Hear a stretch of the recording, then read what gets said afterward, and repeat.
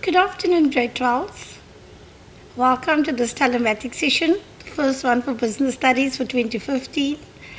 I'm Amanda Juries and my co-presenter is Ross Mileham. Welcome, Ross. Thank you, Amanda. Welcome, grade 12 learners, to Business Studies. Before we start, there's something we just want to give you some information about, is the Telematics Schools Project Facebook page.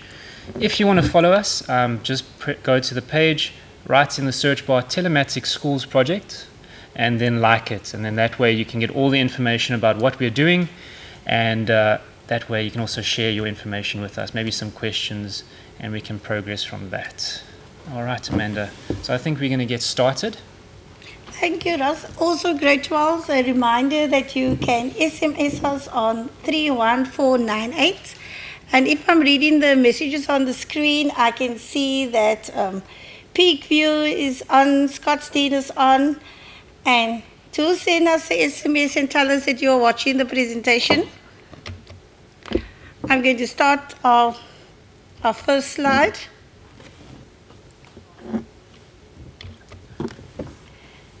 Oh, we're just having a technical problem. Okay. Just minimize. There we go. There we go. Press F5. There we go. As we said, today we're going to be looking at the human resource function. You should be currently busy at school. For the first term, you were busy with legislation, and then the human resource function follows that. Russ will be doing the overview of the content we'll be doing today. Okay, learners. Now, when it comes to the human resources function, what we have done for you is try and give you an overview, trying to see the big picture. I have a lot of learners always asking me, where does this fit in? So develop this so you can actually see where all the little pieces come in. We're going to start off with the job itself, the description and specification. What is that? We're going to talk a little bit about that, give you some examples. When it comes to recruitment, we're going to talk about internal and external, maybe a bit of stories and a bit of more information. And on top of that, selection and interviewing. As you can see, placement has a lot to it. All sorts of things like employment contracts, payday, employee benefits, what happens with maybe you get terminated, compulsory benefits for the employee, and induction. This is where the company tends to love you a bit. And legislation, the important part. What does human resources need to know in terms of what are the rules that our country wants human resources to follow? The last one, we're going to have a quick chat about strikes, illegal and illegal. And right at the end, we're going to go over some questions, maybe some Section A, Section B, and maybe if we've got some time, some Section C questions. All right, Amanda. We are going to go on to the next one. I'm going to be discussing the meaning. Now, when it comes to human resources, a lot of learners get a bit distracted. What I like to break it down as follows. It's the division of the company that is focused on activities related to employees. That is the human component. It has to do with things like hiring. That is when the person is asked to leave the company. Firing. That is, hiring when we're going to employ you, and firing when we're going to ask you to leave. Training, we're going to make you better. Orientation is now directly related to induction and retention. Now, retention sounds like a big word, but it's basically trying to keep the employees that we really, really like and that make the company better. I've added a bit of my own little quote. Builds and runs a human engine in a company. That is what human resources essentially does. We have to build that engine and make sure it keeps running. All right. Now, we're going to move on to the next slide, and Amanda's going to now explain to you job description and job specification. Grade 12, your job description, job specification falls under what is known as job analysis. You must first analyze, before we can do recruitment, we must first analyze what type of jobs we have in the business. So your job description will be the duties, what will you do, as well as your responsibilities. On the other side, you will have job specification. This has got to do with the skills that you need and the knowledge that you have. For example, if you're hiring an educator at the school, your job specification would say that they should have a BCom degree. If it's an accounting teacher, you would need them to have their postgraduate in education, which allows them to teach. You also need them to know that they can do English and Afrikaans. Do they do any sports? What other skills do they have? Following that, we're going to go to your recruitment procedure. I just need to say that Murray High School has been sending us a few messages as well as Voorbrug. Welcome to the session. Before we have selection, we have recruitment. And recruitment takes place in two ways. Internal means inside the company, and external will be from outside the company. When we're looking at internal, we're looking at promotion. We could also, external will be if we advertise it in the newspaper and like such. Russ will do the selection process with you. Okay, great. 12s. Now, when it comes to selection, we follow a very set pattern. This tends to now help the human resources function operate more effectively. That's why it is very much stage by stage. You need to learn this, you need to understand it. So here we go. The first one is the preliminary screening. This is when we look at the CVs. Now, when a company advertises a job, there is a lot of CVs that they're going to receive. Now, we cannot interview all of these people. We have to then move over to the next one. That is shortlisting them, getting our best candidates in line to start looking at them personally. Only the best get on that list. After that, we inform the people, hey, look, you're on the list. Please come see us. We want to meet you. We want to have an interview. We want to meet the person. That person being the potential job seeker. After that, we might want a bit more information. A lot of companies are doing this nowadays. They want to test. We want to assess that what you know is what you're saying. So if you're saying that you can do something, we want to test it. If you say you're able to do Excel, a lot of companies do a little Excel test. They say, right, please do me a spreadsheet so that we can actually physically see the results of your education or skills. After that, we do a little bit of background information. We contact references. We want more information. A lot of the times in the selection process, the person may say some things, but we need other people's information. If you ask your friend about someone, what they say means more to you. It creates a bit more trust in that relationship that you're trying to build between employee and employer. After you've done this, once you've contacted references, checked the background, you now have the chance to choose and notify the person you have chosen. This is the end stage. We've met our person, they meet our requirements, our job specification and job description. We're happy. That way we move on. All right. Now, Amanda's going to take over the interview process. Okay, great, Charles. Why is an interview necessary? You have gone through the person's CV, you've scrutinized the application form. Now you need to meet the person behind the CV. So, your role on your screen, you will see a little graphic that says like a boss.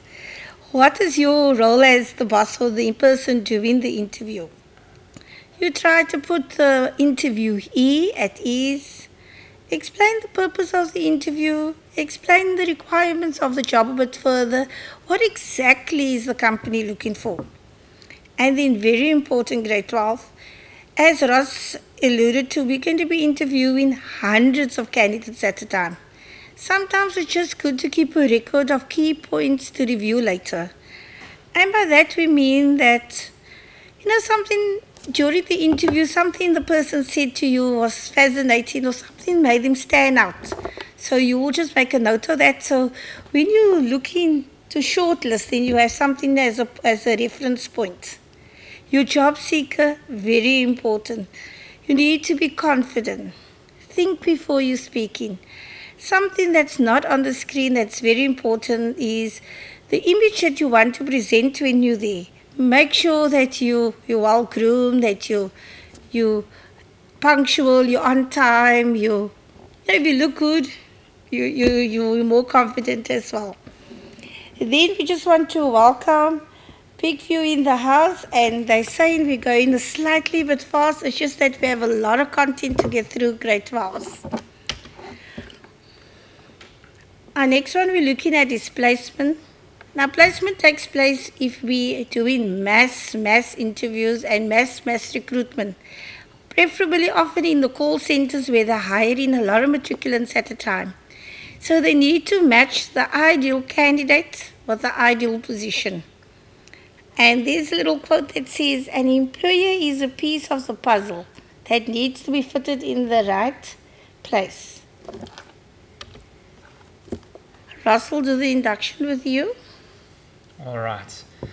Now, when it comes to the induction part of things, this is now what I like to refer to, and I like to tell my learners, this is where the company tries to introduce you to them, the company.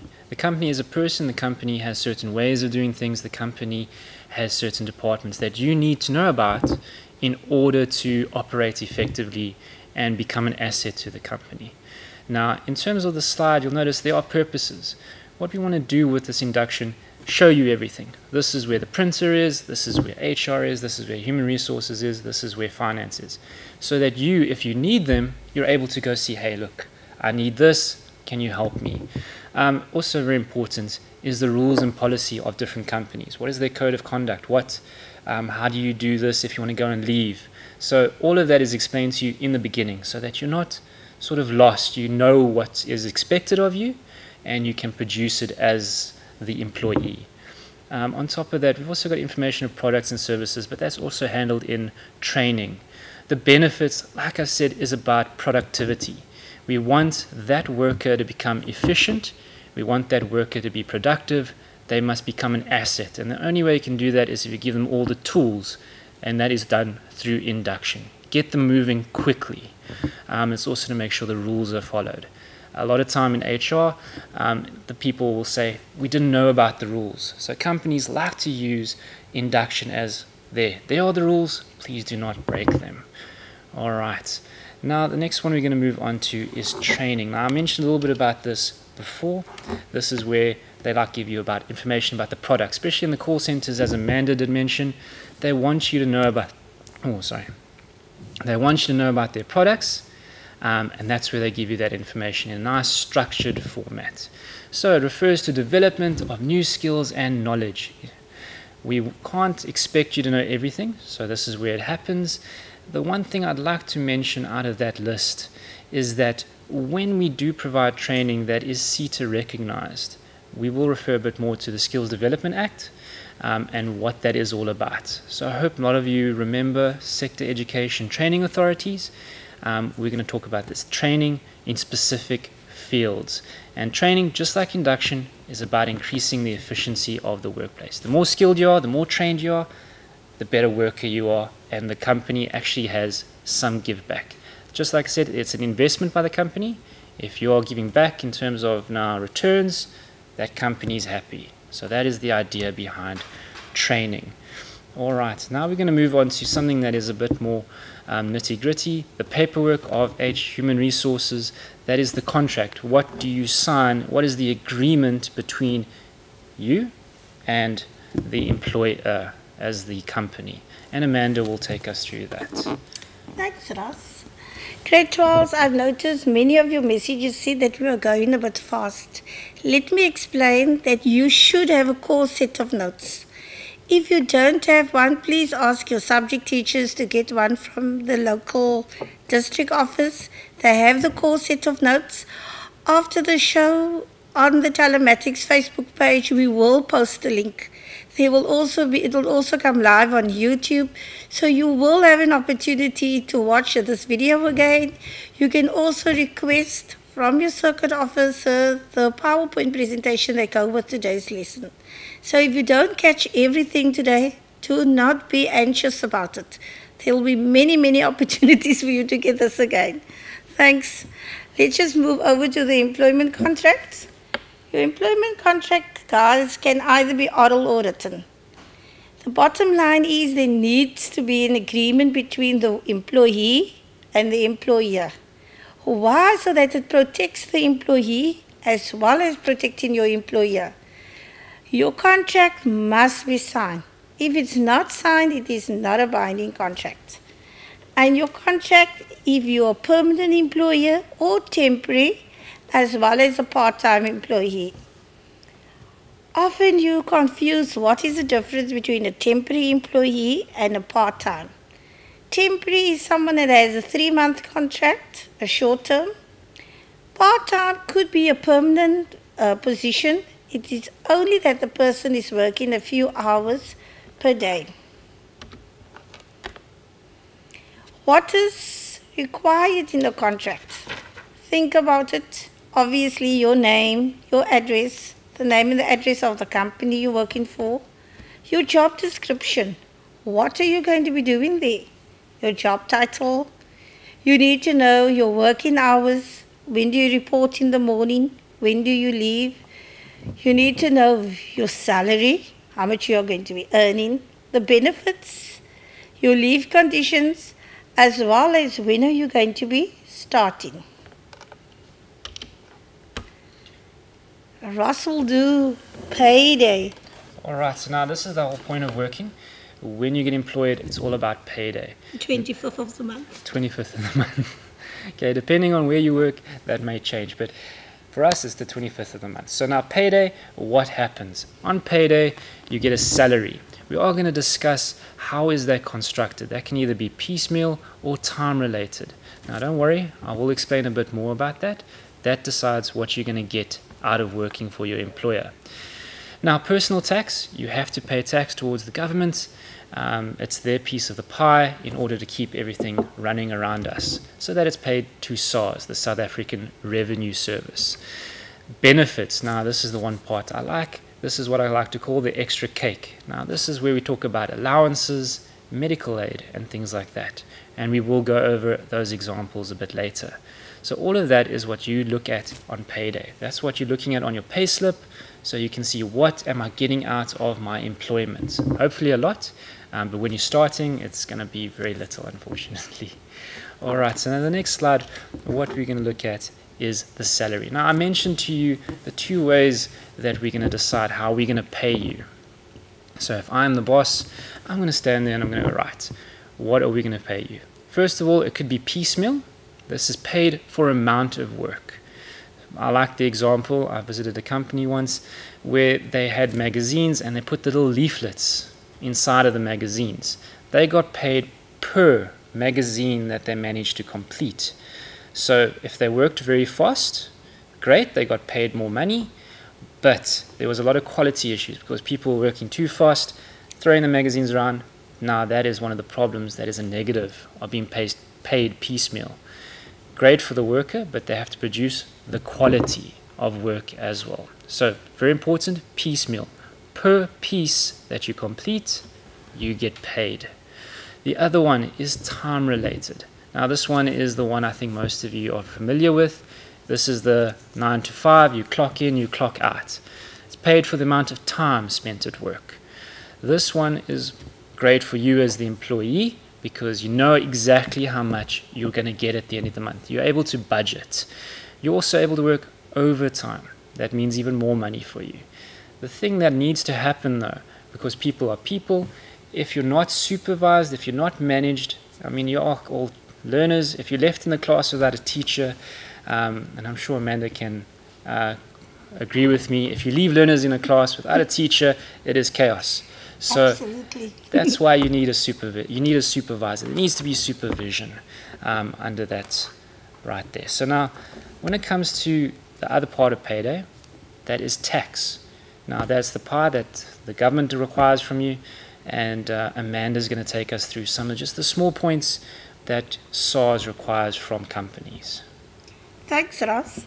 Just before we carry on with the personal tax, I see that Arcadia is in it's tuned in as well as Peakview.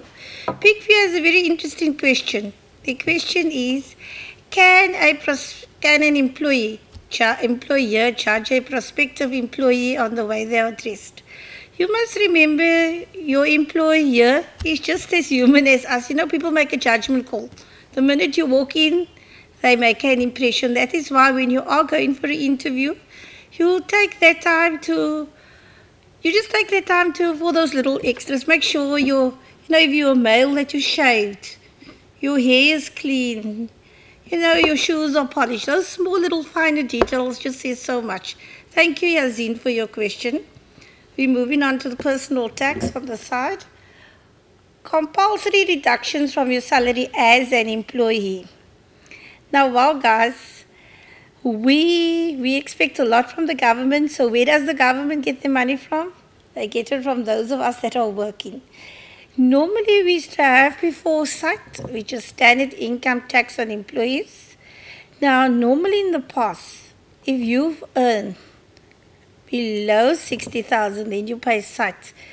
I'm not quite sure what the standing is now because there's a lot of changes around tax. If you earn more than 60,000, then you had to pay as you earn, which is PAYE, as well as to pay personal income tax. Part of your employment contract is we're looking at termination. When does your contract come to an end? The first one is resignation. Resignation is when you, the employee, decide that you want to leave the company. Maybe you got a better job lined up. Dismissal is when the company asks you to go.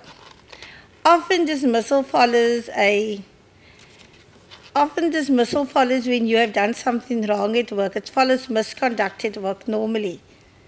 Retirement is when you are old enough to go rest. Oh, I like that definition. When you're old enough to go and rest. Retrenchment is what is happening currently at a lot of companies in the country. At the moment, Telkom is retrenching 10,000 workers before the 20th of February 2015, which is tomorrow. So retrenchment is when a company is struggling financially. They could, as a strategy, downsize and then ask the employees to leave. Ross will be doing the different laws with you. All right. Now, when it comes to legislation, I know you matrics have been doing legislation. You should be well into it, if not almost done. The ones that relate to HR, human resources, are all the laws around human interaction. So the four that you will be seeing in the slide is the SDA, the Skills Development Act, making people better as employees, the Labour Relations Act, the LRA, I like to think of it as the Labour Relationship Act, and the BCEA. Now your teacher should have gone in a lot of detail on that. It's the Basic Conditions of Employment Act. What are the minimum conditions that the government allow workers to work under?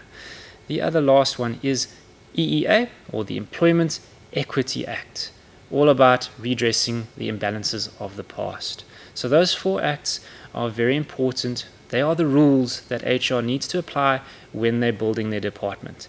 That's sort of the design of the engine they need to follow. Right, now we're going to move on to the next slide that I will be talking about the Labour Relationship Act, or the Labour Relations Act, formerly known. Now this is all about the relationship. And when it comes to relationship, it's about fairness. You cannot treat people differently. If you're the boss, everyone below you is now individuals that you treat equally. The Labour Relationship Act helps with that. So it deals with things like a fair process for both hiring, that's employment, and firing, which is termination. These rules apply both to employee and employer. Now the major one that you guys should all be seeing in the news, trade unions. This is the act that kind of helps them along. So it's the rights of the trade union are protected, their right to strike, etc. But they have to follow a set procedure. They have to apply, sort of negotiations have to happen, discussions need to happen before strikes do happen. It also tries to encourage the worker to be involved, workplace forums and etc. We want the worker to be involved because then I'm able to hear what you want. A lot of schools have organizations, how can you put it, Amanda, where the learners are involved in giving feedback to the teachers and the principal. This is the same concept. Learner representative councils. That's the one. Learner represent councils. They're able to feedback. That way I know what the learners want, and if I was the employer, yeah, I'm able to know what my workers want. So that is the main crux of the Labour Relationship Act. It's about building that trust, about building that relationship between employee and employer. Right. Now the next slide, if we have a look. Before we go there, Ross, Voorbrug High says, I need to tell you, when their teacher leaves the class, they are responsible enough to keep quiet. Oh, I'd like to see photographic evidence of this. Absolutely. And there's quite a few questions that's coming through as well. We can't answer all of them, But the one question that is here, and it's from Murray High School, they want to know if you have an existing employee working for you. You recruit a batch of new employees, you send them for training. What happens to that existing person that's already working for you? Now, one of the beautiful things about the New Skills Development Act is that we are compelled to train all our employees. There should be ongoing training all of the time. And there should also be a career path within the business. That means there must be a sense of progression where we train you, where you grow as an employee. So that existing employee should also be given a chance to grow their skills so that they can, improve and go up the career path at work. Thank you, grade 12. We go into the BCEA. This is one of my favorite acts out of all the legislation. But guys, there's one thing you need to remember. You cannot make your own rules. This particular act is very prescriptive. So this is the one act that you should know. And remember, it says minimum conditions of employment. There is nothing stopping your employer from making these benefits better.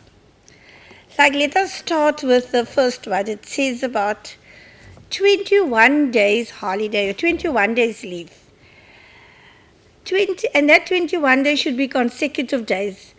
In some firms, people talk about 15 days, but then they're counting from Monday till Friday. So it will give you a 5-day week times 3 is 15 days. Sometimes they count it as 7 days from Monday till Sunday, and that should give you your 21 days, which basically mean 3 weeks of leave.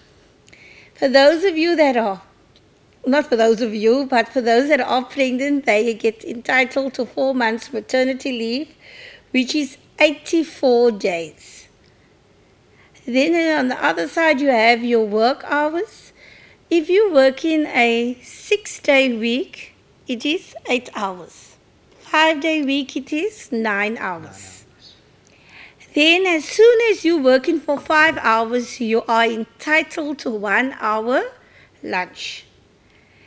And then we have our sick leave cycle, which means 30 days paid sick leave within a 3-year cycle.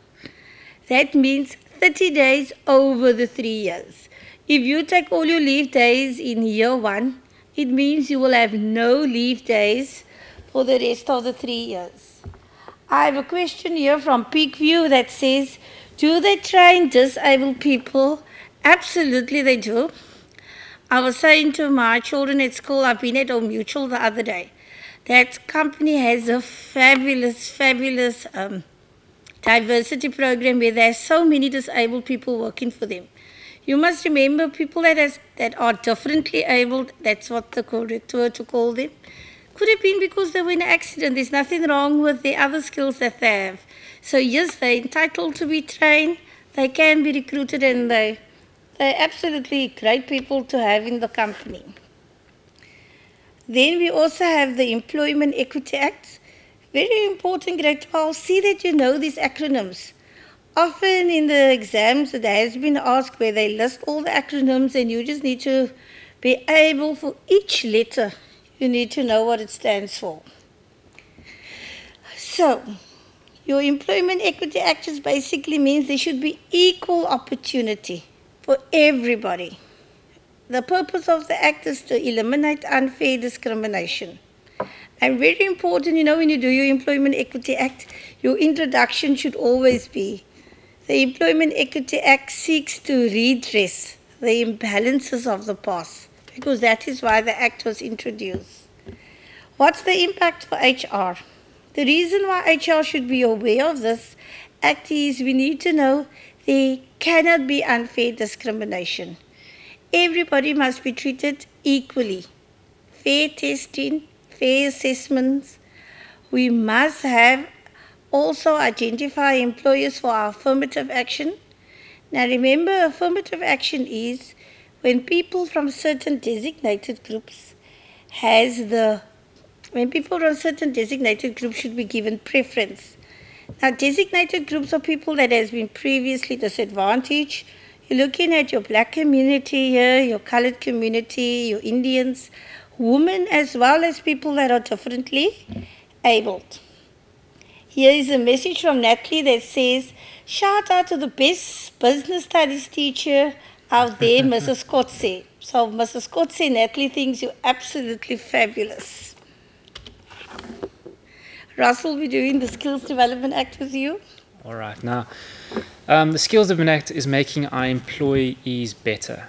Now, on this particular slide, I have provided the following. If you notice, I'd like all of you to make sure that you know at least 2 SETAs. SETAs are sector education, so their particular niche market, their particular part of the marketplace is their sector, and they are part of the education that they handle over there. So if you notice, it's the bank SETA, that's for all the banks that are in our country, ABSA, F&B, all of them, and then the food and beverage SETA, all the guys that deal with food and beverages. So those are 2 SETAs. A lot of questions get asked.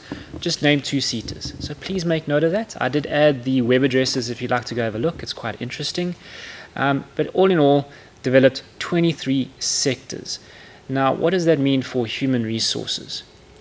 Now, training must be identified. I noticed one of the questions was, do they train disabled people? Yes, they do. Amanda did address that. There's no problem with that.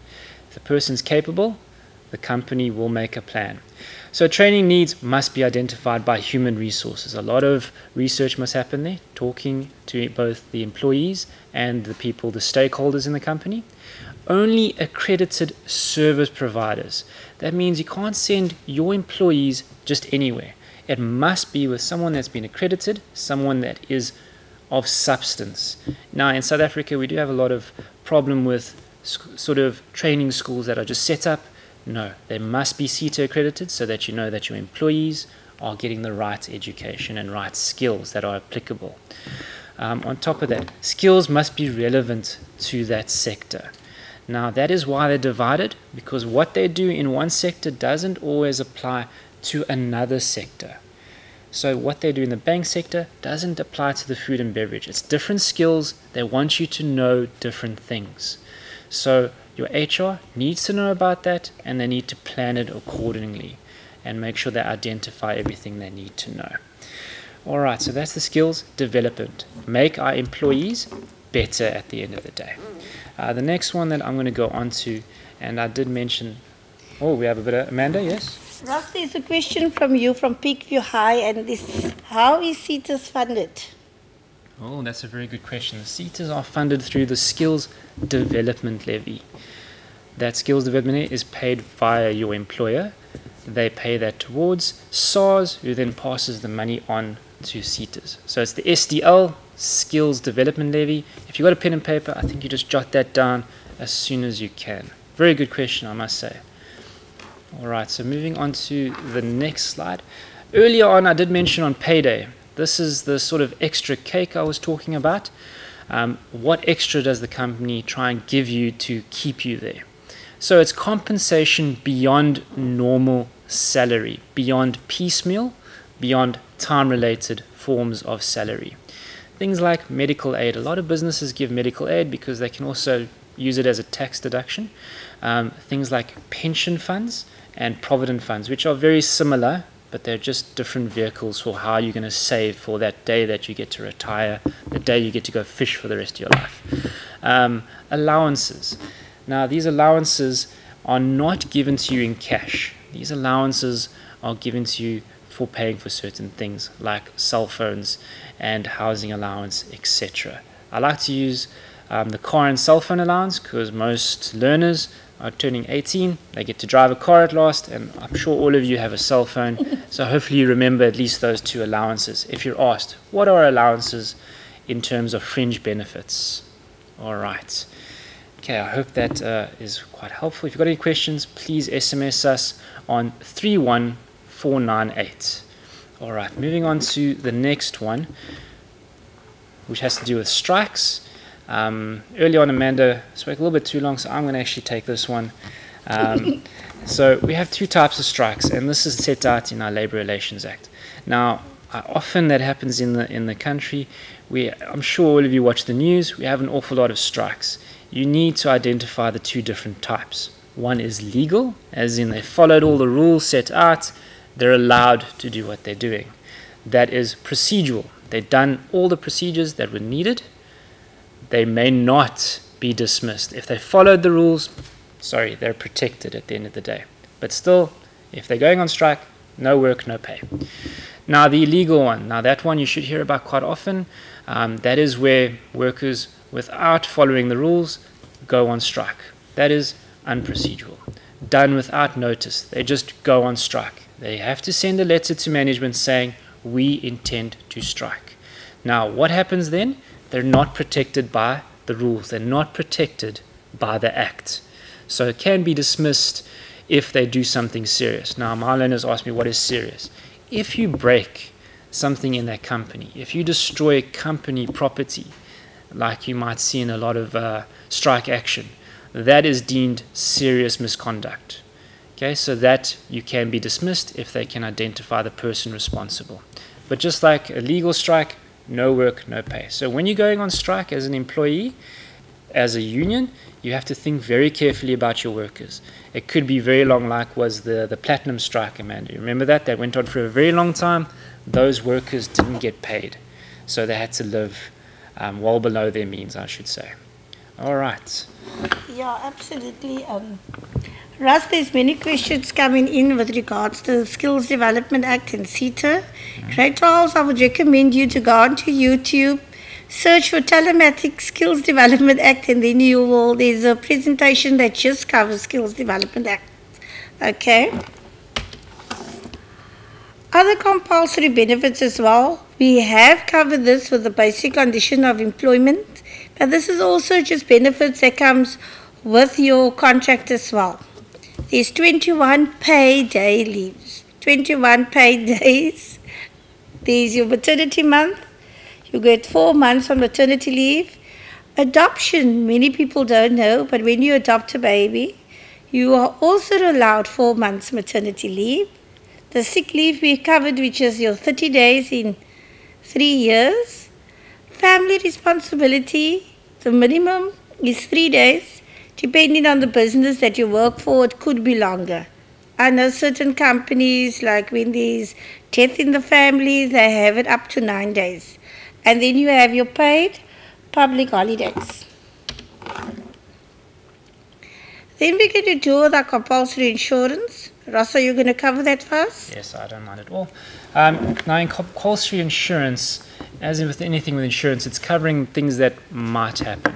Now, we're lucky that we have in legislation the Unemployment Insurance Fund, or UIF.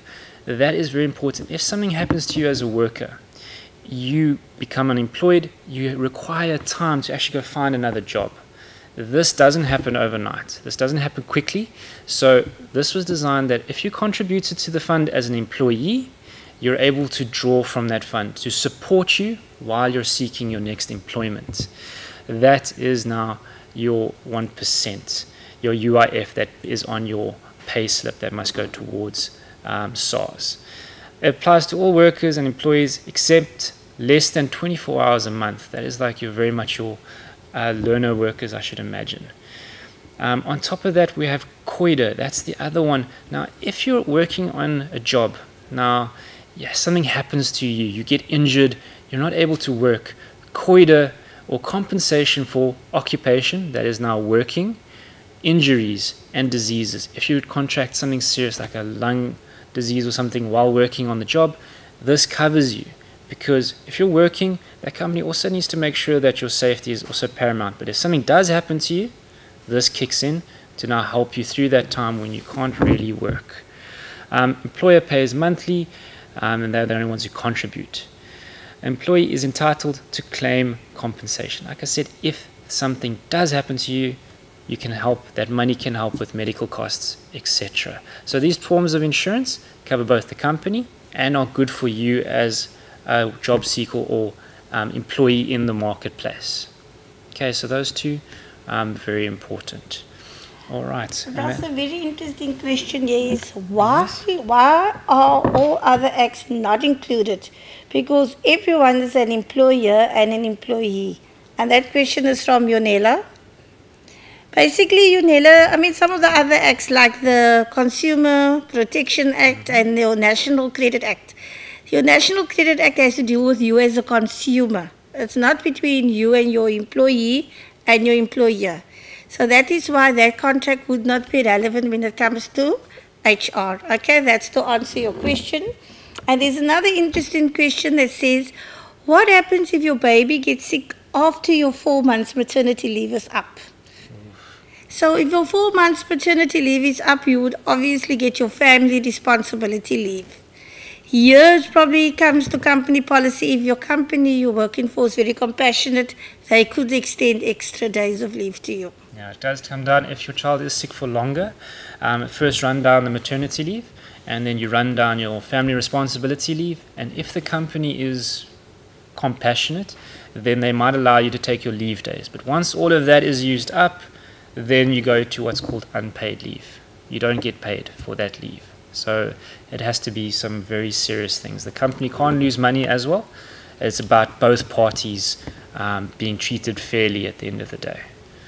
All right. Now, advantages of fringe benefits. Why do companies have it? Why do they want to give it to you?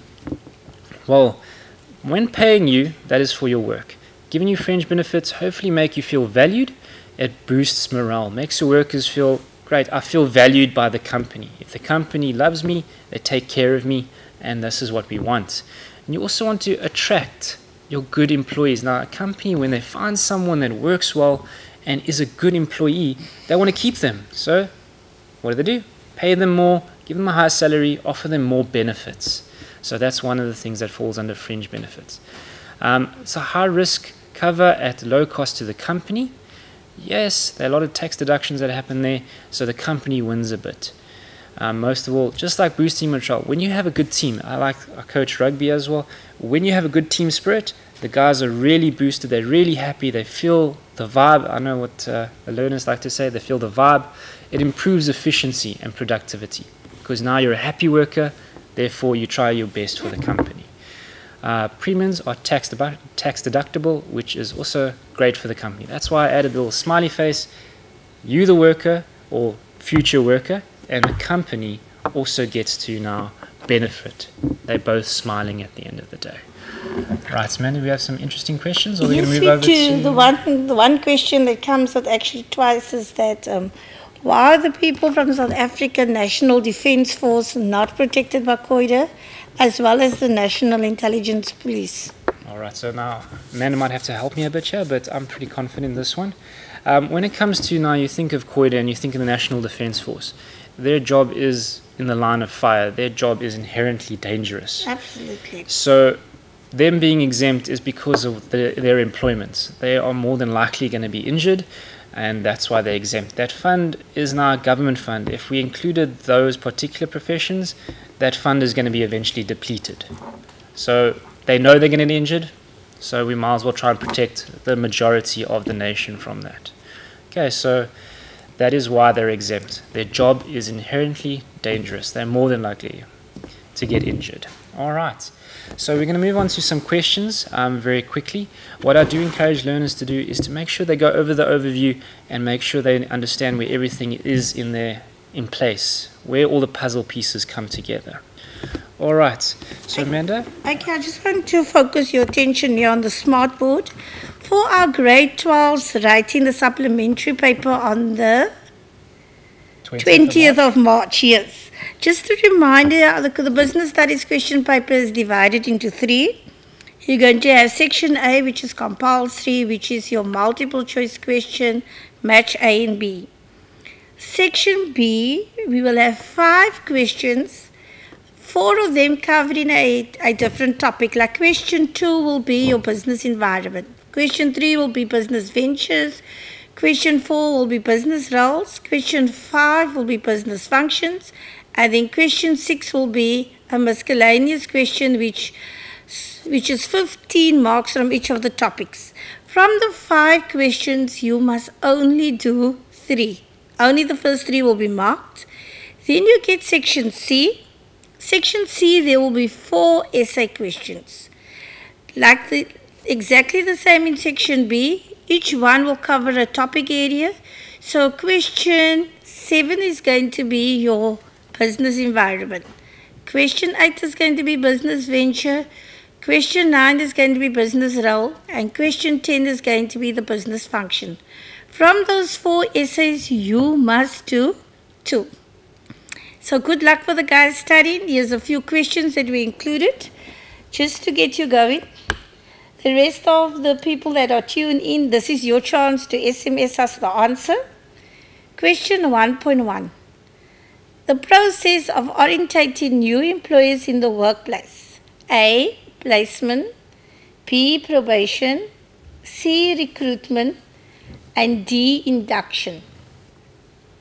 I'm waiting to see if there's an answer. Since we don't have an answer yet, when you're busy with multiple choice questions, the best way is to eliminate all the wrong answers. So you can see the process of orientating new employees in the workplace. What will it not be? It can't be probation, because probation means you are given a certain period to see how well you perform. Here is the answer. Natalie's answer is B. No, Natalie, the answer is not B. There is Anita that says the answer is D. And yeah, D is the answer. The process of orientating new employees in the workplace is induction. So remember, it's introducing the employee to the workplace. 1.2, now this is another section A. Now what I like to encourage all learners, please, when you're doing section A, compulsory, please don't leave empty spaces. Always attempt the questions. An act put in place to serve as a legal framework for negotiations, now talking, between employer and employee. So which one of those is it? A. CPA. B. The BCEA, Basic Conditions of Employment Act. C. LRA. D. HRDS. So what do you say? Learners, what do you say? I must say Natalie from Peakview is very, very active, and the answer is C, which is the Labour Relations Act. Do we agree? Mr. Potgieter from Mitchell's Plain says it's C as well. There is an attempt here by Nadine. Nadine says the answer is D or C. Nadine, please remember it can only be one answer, okay? All right. Okay, so now we're going to move on to, I think, Amanda's, there we go. Section B question. Now, section B question, this is where most of your marks tend to lie. You need to be very time conscious when doing these questions, please. Question, explain the term fringe benefits and name these benefits received by some workers. Let's see what you, the learners, are able to bring to the table. So first, part of the question, explain what are fringe benefits. Second, name these benefits received by some workers. Now, this one I left the mark allocation out, but you need to look very carefully at the mark allocation. The more marks, the more examples you need to put in. I think our learners can't type as fast as us, like they did with section A. Maybe we should help them along. There we go. So the answer, fringe benefits are additional advantages that have cash value but cannot be taken in cash. This is the cake. So medical aid, I do see that Natalie did mention medical aid. Pension allowances, yes. Thank you, Natalie. So medical aid, pension, etc., like we covered earlier. So nice double barrel question. I think we can move over to one more. Yeah, okay. Right, so now this is typically what an exam paper will look like. You see these questions, we're going to go through one. Section B, questions continued. Read the following statement. Now, CAPS loves this. Please, Amanda, can you help me there? Lalinka has just been appointed in the Human Resource Department and is not very certain about some of the processes involved. Advise Lalinka by answering the questions that follow. 5.1.1. Define the term recruitment. For the sake of time, Ross, will you answer that for us? All right, when you're dealing with recruitment, now that can be either the internal or external recruitment, and that is now looking for potential employees. Okay, Nadine says it's finding the right employers. That's right. Ross also alluded to the next answer, which is 5.1.2. Discuss the difference between internal and external recruitment. For the sake of time, ladies and gents, we will just help you along. Internal is inside the business. External is outside the business. Yes, and very important when it comes to those terms of recruitment. A question could be asked, what is the benefit of each? Internal creates some reason for working much harder. You want to promote someone, if they can see that, then they're able to work harder. I want to be promoted. That's the benefit of internal recruitment. The benefit of external, hang on, if we need new ideas, new blood, fresh approach to things, you go outside of the company. All right. So the next question. You've answered that question as well. I'm so sorry. I'm a bit too enthusiastic. Absolutely. There's nothing wrong with some passion, Ross.